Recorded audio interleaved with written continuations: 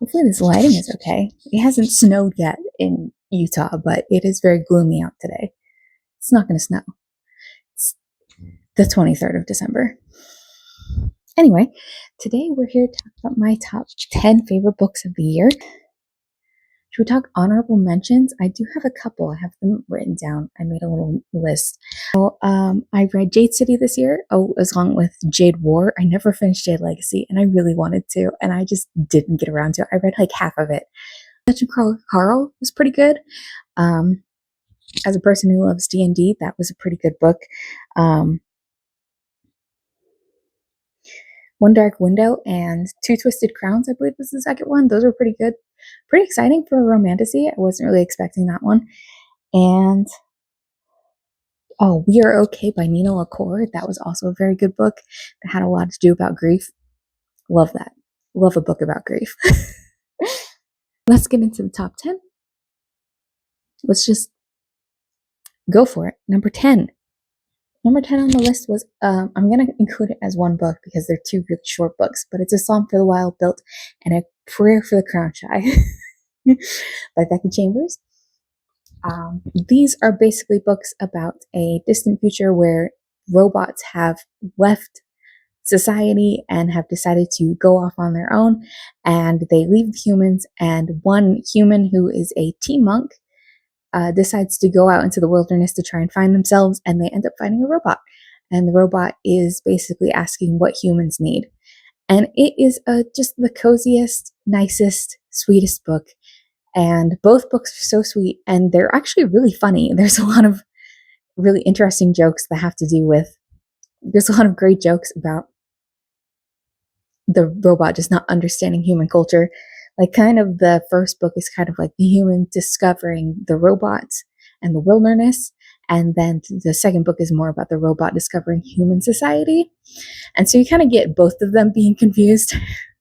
But it's a very sweet book, and I love both of them so much. And the monk and the robot should just hang out forever and be cute together. And there should be a third one. It's very cute. But it has a lot to say about what it is to be human and what it is to be a successful human. Like, do you need to be doing something that you love at all times? Is that what it means to be human? Is it okay to just exist as a human, or are you meant to be doing something more? And it really goes more into the it's okay to just exist kind of way, because the tea monk is doing this job that's supposedly supposed to be really great and is what they've been working towards, and they just don't love it. Relatable. So it's a very relatable book to anybody who's ever struggled on what to do for work. And some of these I don't have, including that one, because they were library books. I'm so glad that some of these are just library books, and I actually utilized my library quite a bit this year, and I feel so proud of that. Hello, Cooper. Cooper would like to join the video. Okay, number 9 on my list. This is probably going to be on a lot of people's list just because everybody read it this year. That was Atmosphere by Taylor Jenkins Reid.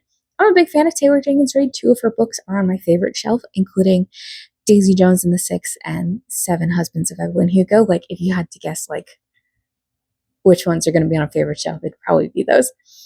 This is a story about a woman in the 80s who ends up becoming an astronaut. She's one of the first group of women to go up into space, and it goes through her whole training and everything like that. She actually spends a very small amount in space, but there's also this catastrophe that happens in the very beginning of the book that it foreshadows to, that there's a scene in the future where she is on mission control and a bunch of her friends are up in space and something goes horribly wrong. So it has a surprising amount of action for a Taylor Jenkins Reid book. But it's more than just, like, it's really nice to have this idea how hard it is to be a woman in male dominated spaces. I work in trucking, I understand. But also has a lot to do with family, about the family that you kind of find along your way, but also has to do with the family that you already have and kind of the balance you have between those two things, where you have the people that you want to be around because they're your family, and then you have the ones that you must take care of because, like, the obligation you have towards your family. It has a lot to do with Joan and her niece and kind of the struggles that they face with her sister. And this relationship she has with another astronaut named Vanessa, and kind of what that's like in the 80s, and trying to hide it from your coworkers and trying to hide it from your family, and how detrimental that can be. And kind of, she's balancing a lot in this book. That was it for my 4-star books. The rest of them were either rated 4.5 or 5 stars. And that's really rare for me in general. And so it's really exciting to have all of these highly rated books. I never have these. It's so exciting. So into book number 8. This is another book that's going to be on a lot of people's book. I actually already saw that Gabby Reads posted a video that this was her number 1 book of the year, and that's Don't Let the Forest In by C.G. Drews. It's basically a story about 2 boys who go into a boarding school. One is in love with the other, and one of them draws monsters that come to life in the forest. Very gay. What can you do? All the books so far I've mentioned have all been LGBT. I'm throwing that out there. So Andrew is in love with Thomas, and Thomas draws things that come to life in the forest. And Andrew tends to write stories that are included in this book, little tiny stories to go along with the drawings. And so they're all very creepy, all very cool and interesting. And once the monsters start coming to life, Thomas has been fighting them by himself, and Andrew decides that he's going to join him in the forest because he can't stand to see his best friend / love interest get hurt. And so he is trying to fight them along with him in the forest. The forest is not allowed. You're not allowed to go in the forest in this boarding school, but they sneak in every night to kill these monsters to kind of save the school. And so it has a lot to say about kind of the danger you're willing to put yourself in order to defend the people you love. There's also a little bit of, it's sort of like a love triangle. Like, Andrew has a twin. He has a sister who he thinks has a crush on Thomas, and Thomas likes her back. But it's kind of obvious that Thomas really likes Andrew. Like, they don't really hide that fact. Andrew just is very bad at signals. It recognizes signals. I mean, can relate. But one of the things I really liked about this book was that Andrew was asexual, and that is something you don't see a lot in many books. And so he kind of struggles with that, with his identity and how he could be with Thomas when he's asexual, when he thinks that his sister and Thomas thinks Thomas is attracted to Andrew's sister, and thinks that she can give him things that Andrew can't, because he's asexual. He's not interested in doing anything like that. So it's interesting to see that struggle, when it seems like a lot of books about asexuality, they find it really easy, and like, it's not. Like, it's hard to find a relationship with someone when they are interested in sex and you're not. So that struggle was really fascinating to read about. The next one I also got from the library, so I do not have a copy. This is the one that I've been ranting and raving about for the last month.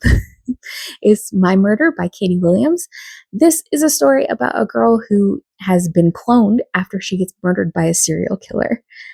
She is kind of the catalyst into why they clone all of these victims. She's like the 5th victim. She's a young mother. And so there's a lot of importance to her. Sorry, I had to sit back. My back hurts. There's a lot of pressure on her to be like this perfect victim, and she doesn't remember anything from when she was murdered or like the days leading up to it. And she is in a support group with the other victims. And so this book, I really like this book. I liked it a lot. The ending is not for everybody. I was not a huge fan of the ending, but at the same time, I still loved this book. I thought it was a lot of fun. I thought it had a lot of good conversation about what it is to be human. Is she still a human if she doesn't have the same brain and the same body and the same body that birthed her child? Is she still that child's mother? I mean, I think so, but it's a really interesting conversation to have. The next one I also do not have. That book was Legendborn. I'm currently reading the second one. I have it from the library, but Legendborn by Tracy Deonn. This was a book about a girl who goes to a boarding school, because I love boarding schools apparently. And she ends up running into these people who are fighting a monster, and she discovers that monsters are real and magic is real. And she tries to infiltrate the secret society of people because she finds out that they have the capability of erasing memories, and she realizes that somebody erased her memory after her mother dies. Away in the hospital, she has a memory of somebody coming over and just like erasing her mind. So she infiltrates this place, this secret society that's very King Arthur, like it's literally King Arthur. And I really like this book. Obviously, it's on this fucking list. I found this book really fascinating. It really took a spin on the normal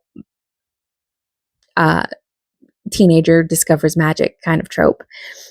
There was different kinds of schools of magic and different ways to do magic, and there was moral implications to how they do magic. Like, is it okay to just take any magic you want, or do you need to ask the earth and your ancestors for it, and that kind of thing.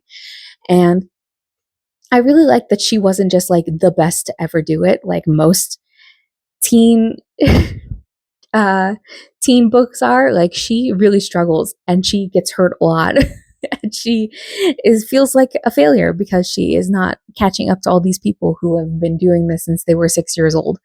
And so I thought that was a lot of fun. And I liked the King Arthur part of it because they have these scions where they have the original members of King Arthur, and they will call these teenagers and basically give them their powers as a war. If all of them get called, it means a war has started. The next one I own, it was The Second Death of Locke by V.L. Bovalino.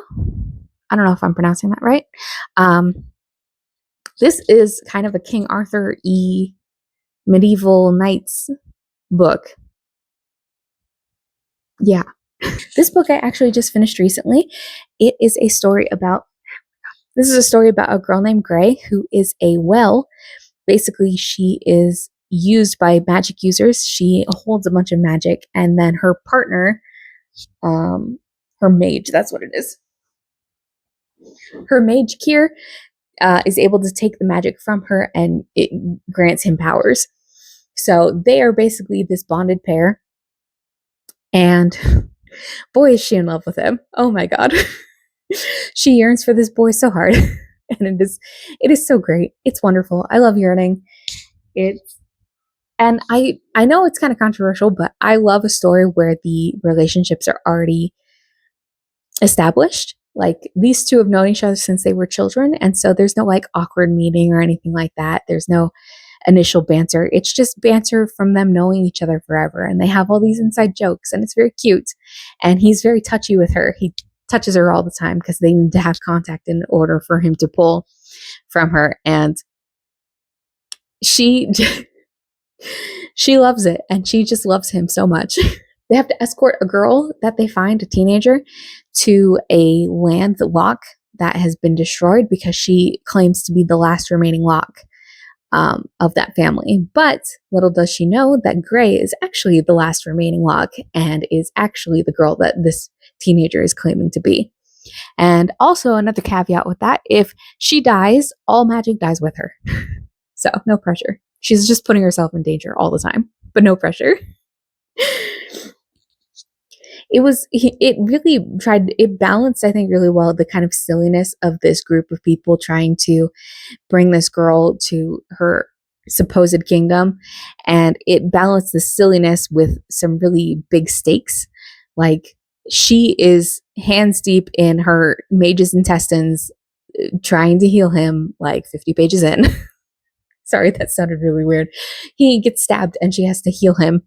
And like, it doesn't really pull any punches, and they get injured quite a bit. So I like the high stakes of that, but I also like the silly banter that all of them had.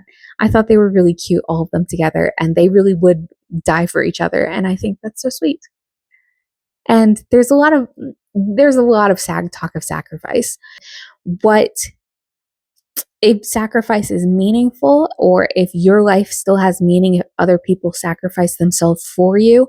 Does that make your life more meaningful, or does that mean that everybody died for nothing? And there's all of this pressure involved when people die for you, and whether that's a sacrifice or whether that's you being selfish because you're taking yourself out of the equation. So, fascinating. It's an interesting conversation, and I like it a lot. Because typically I don't like self-sacrifice in movies and TV shows and books and stuff like that. I'm typically not interested in it because I would rather them come up with more creative solution. So I was really interested in that conversation. Next, book number 4 is Half a Soul by Olivia Atwater. This is a story about a girl who has half of her soul stolen when she is a kid by a fae. It makes it hard for her to feel emotions, and it makes it hard for her to understand emotions.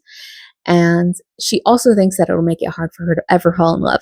And so instead of trying to fall in love herself, because this is a Regency era book, so her entire goal should be to fall in love. But at the same time, she's decided that that's never going to happen. So her goal in life is to make it so her cousin will fall in love and have a marriage and be happy. And little does she know, she's going to meet a man. Because it's a romance book. The fuck is his name? Elias. He's just kind of an asshole, and I was here for it. You know, you don't see that kind of stuff in Regency era books, but he did not care at all, and it was wonderful. And he was only sweet with her, you know, that kind of thing. He's kind of an asshole in the beginning, but as he falls deeper in love, the more he cares for her and the sweeter he is to her. And it goes from him trying to stay away from her to him trying to protect her. It's very cute. The book kind of did flip a little bit in the middle. Like towards the end, it wasn't so much about Regency and romance and things like that. And it kind of took a little bit of a turn into more of a fantasy. And I really liked that. I thought it was really fun. So, top 3. Let's do this. Next book, number 3, would be The Poppy War by R.F. Kuang. Everybody has already read this book, so I'm really behind on the times. But if you don't know, this story is about a girl named Rin.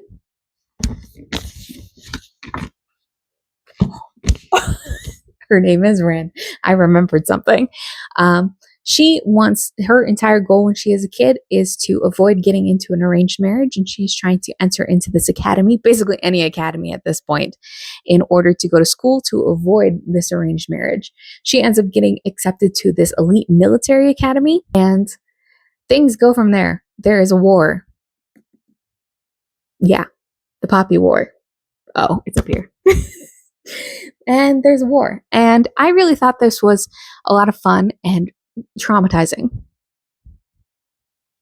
And I think it was written really well. I think it was written with a lot of care because there's a lot of terrible things that happen in this book. But I thought it was written in a really good way. I think it was written really decently. And the character Rin really was very complicated. She not only is capable of great things, but she's also capable of great evil. And I think this book balanced that really well, and kind of the moral ambiguity of war and what you will do in order to win. And it takes place in the academy for about the first quarter of this book.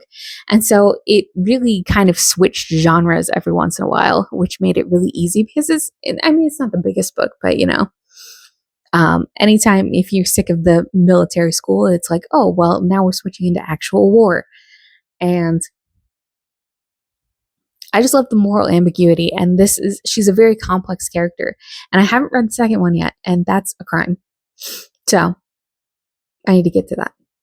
But be careful with this one. This one could probably be interchangeable with the Poppy War because I like them both equally, but it is Gifted and Talented by Olivia Blake. And I was really surprised by this book because I thought I would like it, but I didn't think I would love it. And people seem really mixed on this book. Like, some people really don't like it. But I really liked this book. I thought it was a lot of fun, and it had a lot of morally evil morally gray characters to them. It's about three siblings who come together over a couple of days after their father passes away, and he is the owner of a billion-dollar company, and they do not know who is going to inherit that company. And they're all kind of failures in their own right. The youngest sibling was a ballerina until I believe she gets injured. The middle child people are pretty sure that he's not going to get reelected, and then the oldest child has a multi-million dollar company, but it turns out she's kind of a fraud, and the things that she is advertising for doesn't actually work. So they're all kind of failures, and they're all kind of assholes. And the narrator themselves is a really interesting character because they are a character in the book as well. And so they have opinions. And so they're not always the most accurate opinions because they do not like these three. So I thought this was a lot of fun. I think it really showcased what it is to grieve somebody that you have a complicated relationship with. And each of them kind of grieve their father in a different way. And I love that there was different kinds of grief that was going on, kind of like, oh, I'm not sad he's dead. Oh, I'm kind of sad he's dead. And oh, I was really great friends with him, basically, and I miss him a lot. There's a lot of pressure on these characters, not only to have succeeded in the things that they failed at, but also all this pressure if they become the CEO of this new company. And so I love a sibling dynamic. If you've watched any of my videos from last year, Yoke by Mary H.K. Choi was my favorite book of last year. And that was about asshole siblings too. So, they're less assholes than these ones.